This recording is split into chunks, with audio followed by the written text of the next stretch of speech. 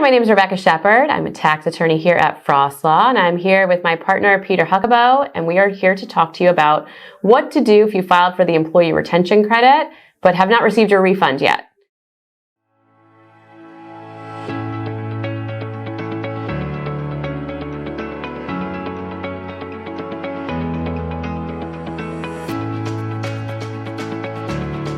And just to kind of bring it a little bit in context, the reason this could be happening is because the IRS on September 14th, 2023, instituted a moratorium on processing of returns. So what that means is all returns filed after September 14th are not going to be processed until the moratorium is lifted. Now, the IRS has said they are processing returns filed prior to the moratorium, but if they are, it is a very, very slow volume. So it is something to be mindful for, that if you haven't received your refund yet, you are in very good company. There are lots of folks who have not received their refund yet. So what do? If you filed before September 14th, 2023, and you are still looking to file a refund or to receive your refund, what can you do? There are two things. First would be to look at it administratively and see if you can file a taxpayer advocate request. Explain if your company is going through an undue financial hardship due to the delay of the refund processing.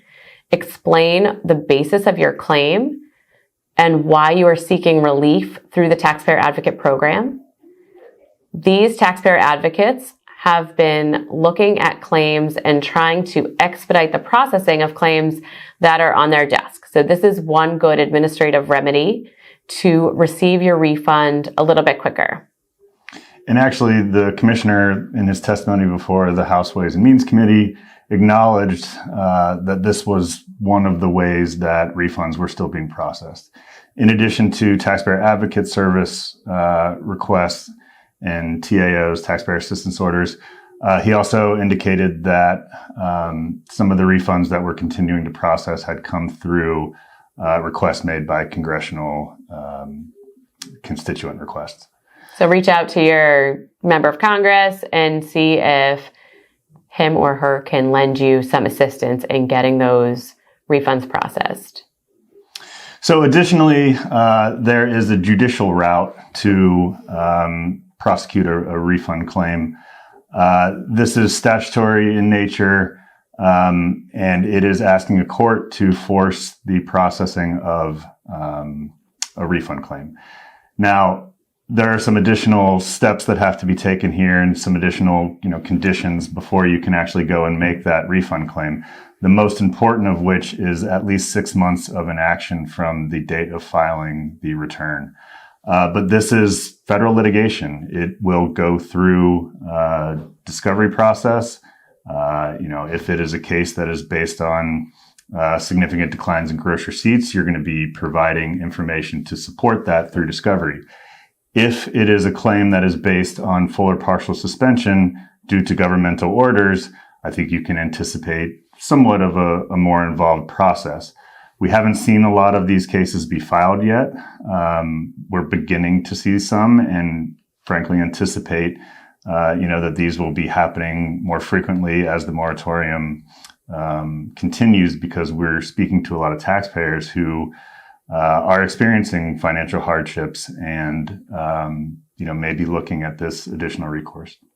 And there have been significant delays. There are returns that we filed in July of 2022 that still have not processed.